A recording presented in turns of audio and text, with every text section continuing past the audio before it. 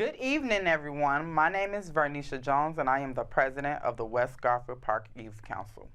And we believe that we are the solution to the issues in our community. Our theme is Nothing With Us, Without Us.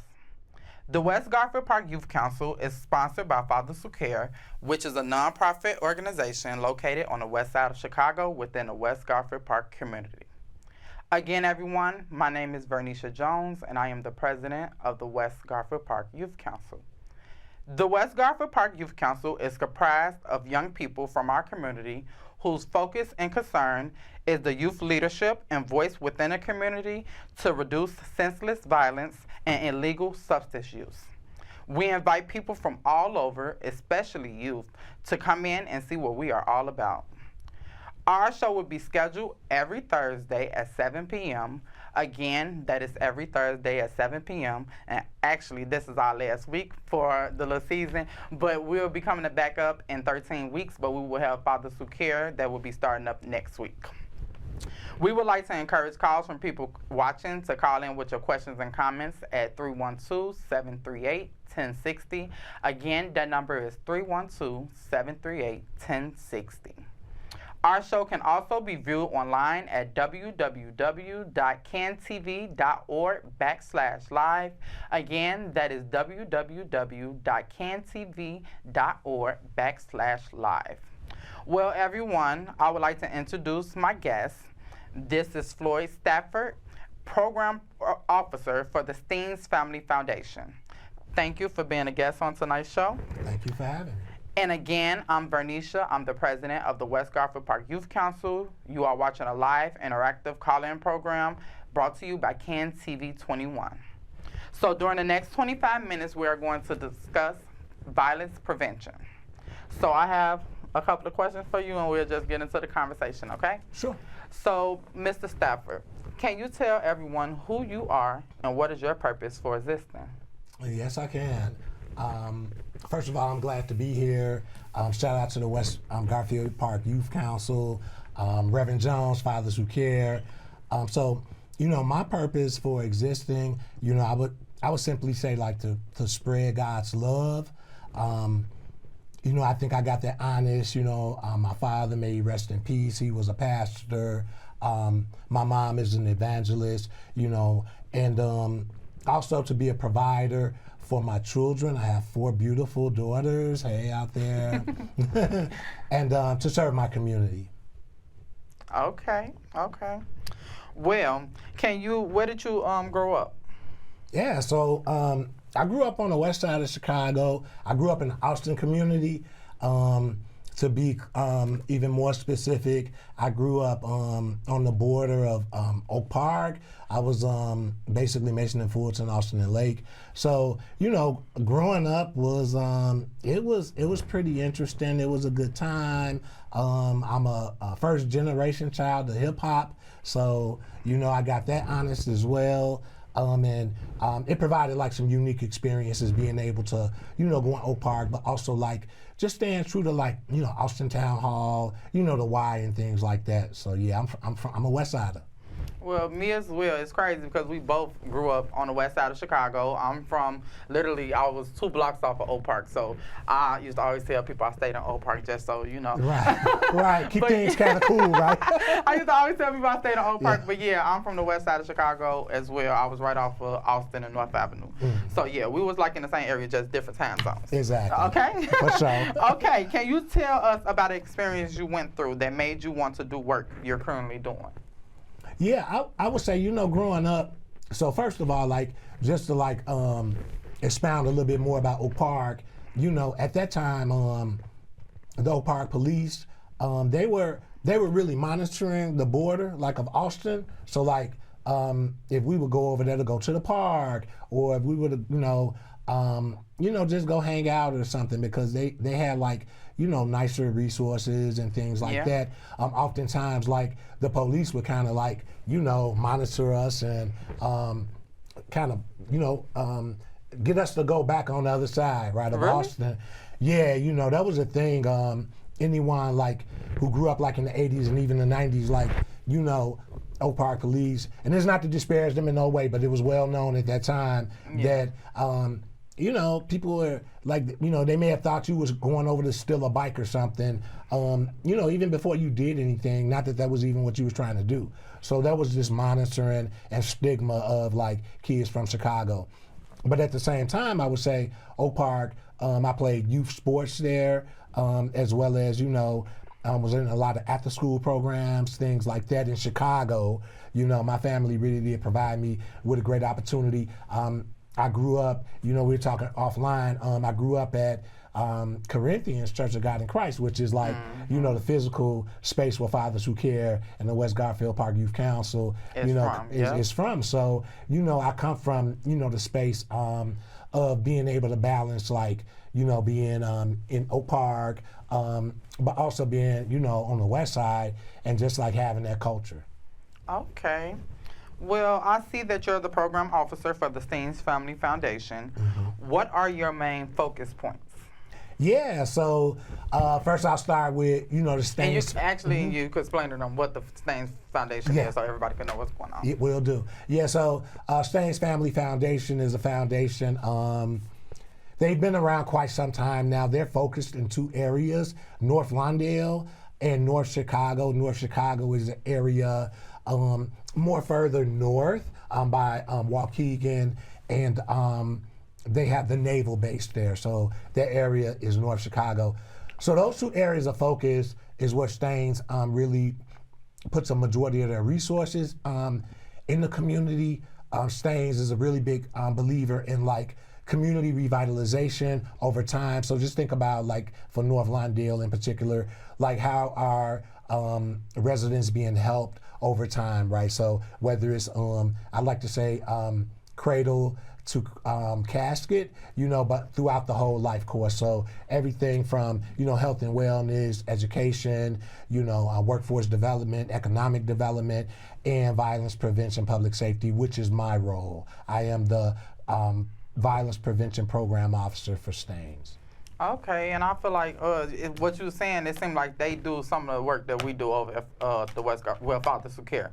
So I feel like that'll be something good to try to bridge the gap to bring the different neighborhoods, because we work as far as the West Side and the West Garfield Park area and that Humble Parking and stuff. We in that area, so I feel like that'll be good to be able to bring us together to try to get some stuff moving. That's a fact. Just to make it bigger. It can never get bigger. Yeah, for sure. So like for example, it's called place-based philanthropy, where you just take an area and you really like focus like a lot of your dedicated time and resources to that specific area. But when we're talking about things like violence prevention, we realize that to make North Lawndale safe, we also need to support the surrounding communities, right? Exactly. So Little Village, so much of what you're saying, West Garfield Park, we need to be really good partners and extend our boundaries per se around certain social issues. Okay, yeah, I definitely agree.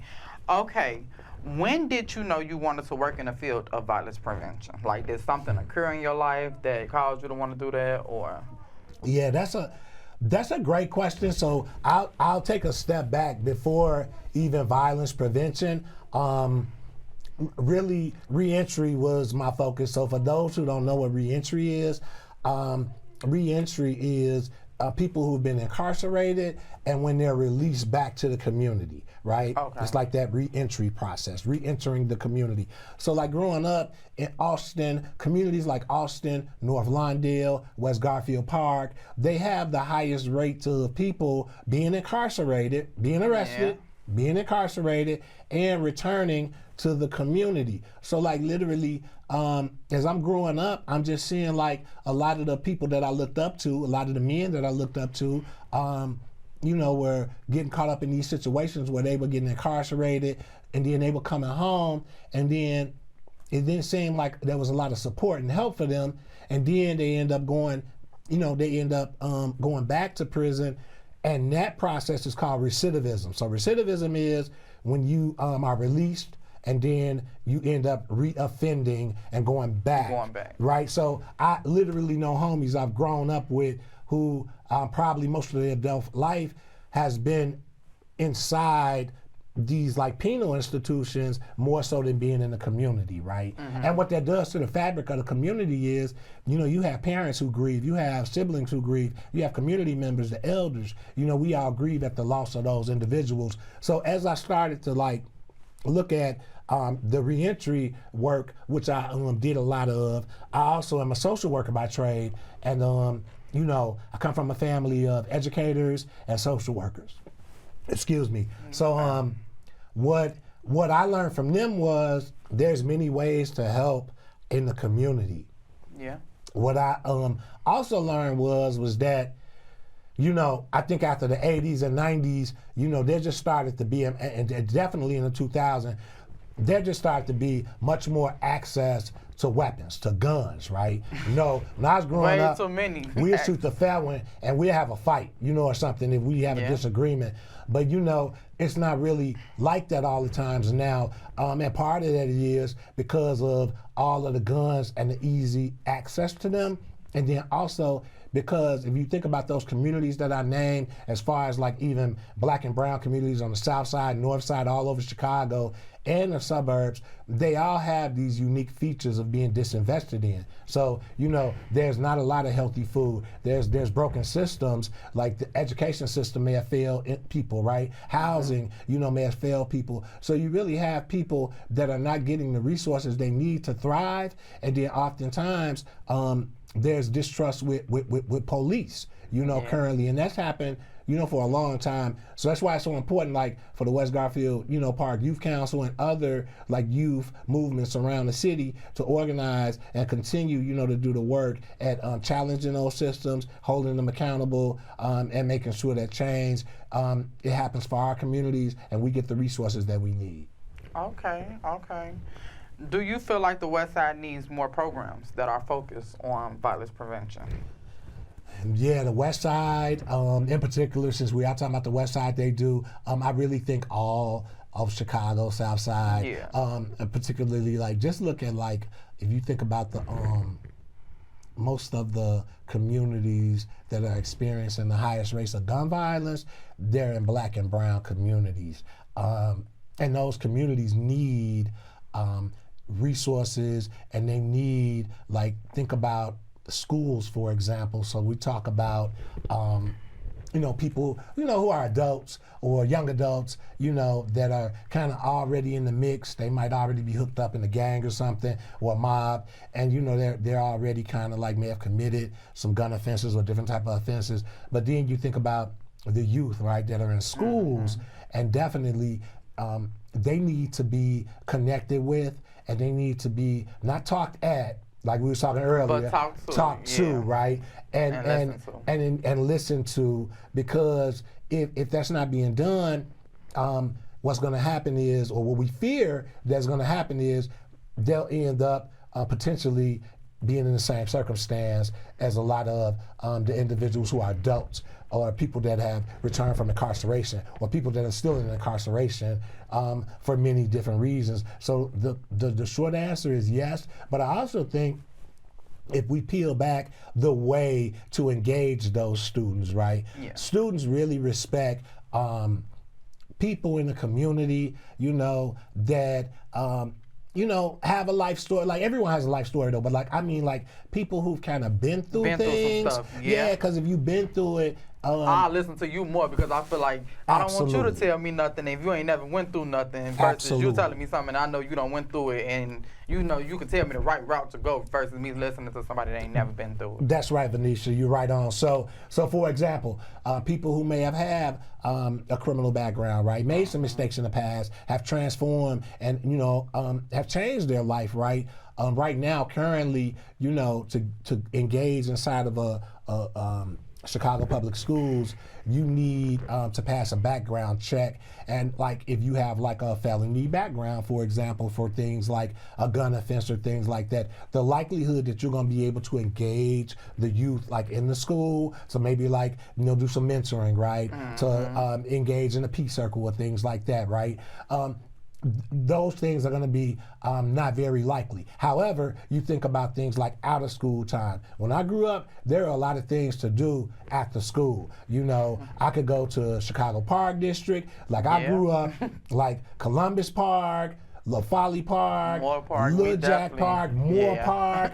Those were the places to be. You know, you could build out your social skills. You know, you learn how to engage. You know, you could test your boundaries in a safe way. You know, now, you know, the parks, you know, we have to make them safer, right? So kids can want to engage, you know, sometimes. And so parents could want their kids to go out and engage. Absolutely, because sometimes, like, the parks are, you know, in the middle of, like, turf, you know, area, right? So, you know, you don't want to go there, and then other people other than kids are using the park, not always for the most healthiest of things, right? So we know that homeless people, you know, and they need support in their own way, but oftentimes, you know, they may be at the park and things like that. So it is this thing of like providing kids in school like this comprehensive support. You know, we want to be able to talk to them. After school programs are good. There are organizations in North Lawndale, organizations in Austin, West Garfield Park, who do a really good job at engaging school-age children,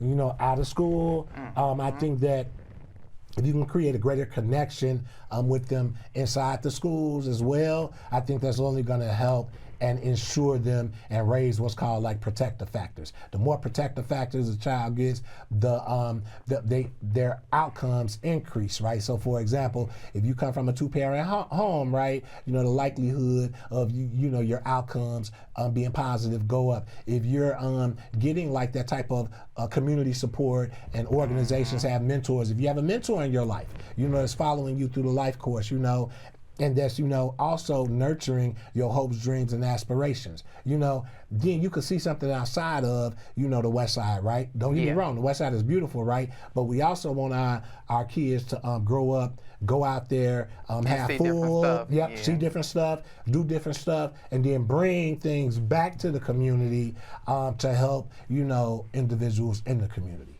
And they need more programs to help kids doing that. Like my niece, she a part of a program called, what is it called? Some Chicago program that's downtown, and they took them away to Dominican Republic to study abroad for 2 weeks, no charges.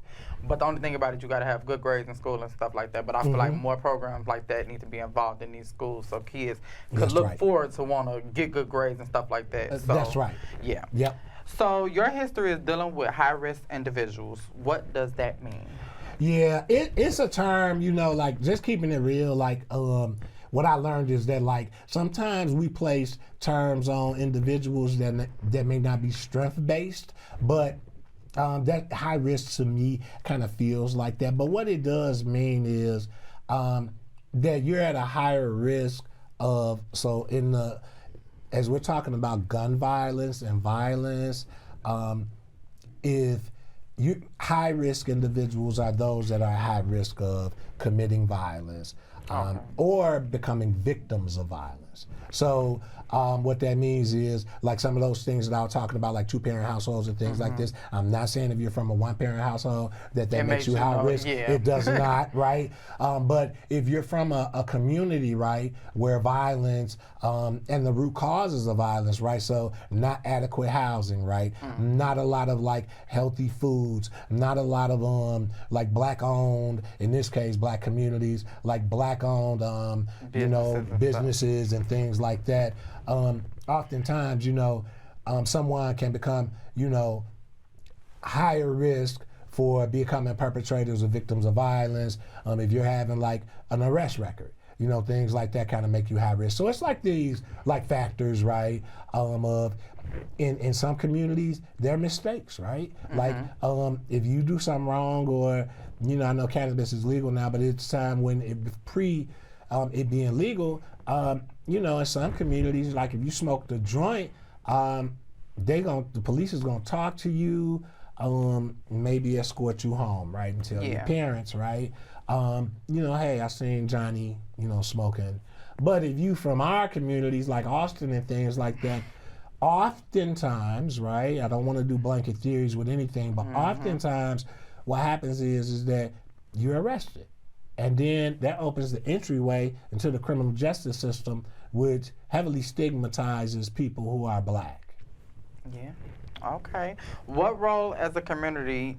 What role can we play as a community to help stop the violence on the in Chicago in general? Yeah, I think you're modeling it. Venetia, I think you're modeling like roles that we could play. Get the youth involved. Get the Yeah. youth engaged. Let the youth lead.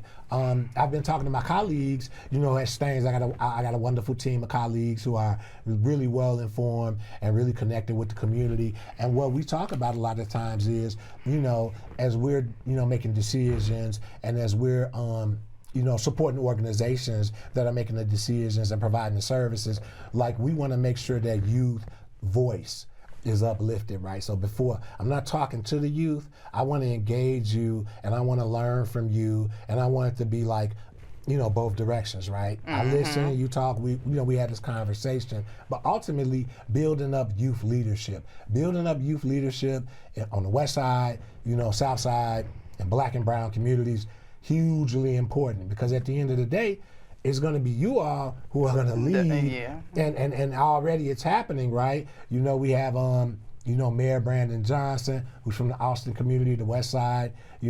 Awesome. We want to engage more youth. We want to engage youth in voting. We want to engage youth in community organizing.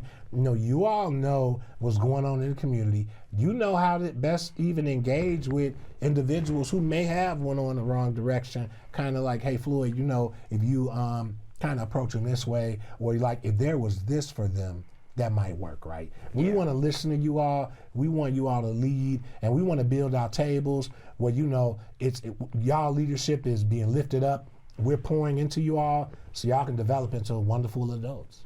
Okay. If you're just now tuning in, our guest tonight is Floyd Stafford, and we are discussing violence prevention. And I want you to be able to have a little moment to be able to let them know a little bit more about you and anything that you got going on that you would like anybody to know about. And as far as me, I would just, if you guys need any information regarding anything that we have going on, you could contact us at 773-287-5821. Again, that number is 773-287-5821. Now you can take it over. Thank you. So first of all, for anyone who are experiencing, like any issues, like around violence or just in need of some support, right? I would encourage you to reach out to your local community-based organizations. There are a lot of nonprofits in our community that people don't know about. Talk to your neighbors, connect with people in the community, at the food pantries, at different places, right? Laundromats. They'll let you know who's doing what. For organizations, particularly those organizations in North Lawndale or those organizations that are serving people from North Lawndale, you all can feel free to go on Staines Family Foundation website. So literally it's Staines Family, STEANS, familyfoundation.org.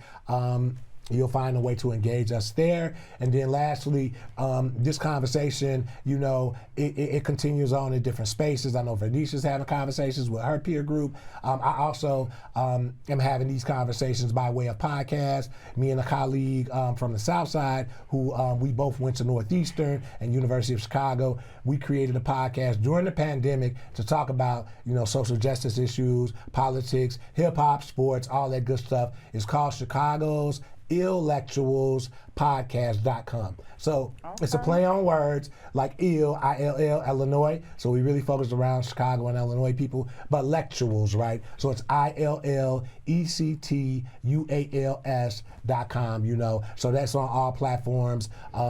Check out for us, like, subscribe, and join us.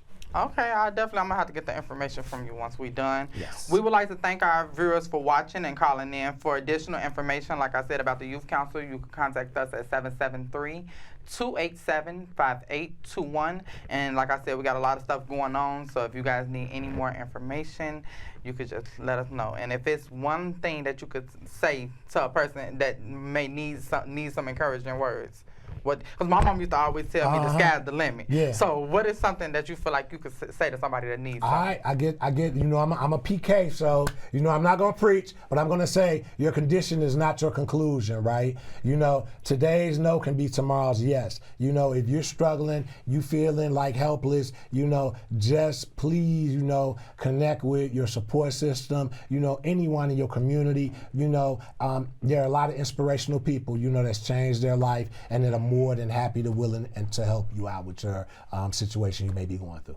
Okay. We'll see you guys later.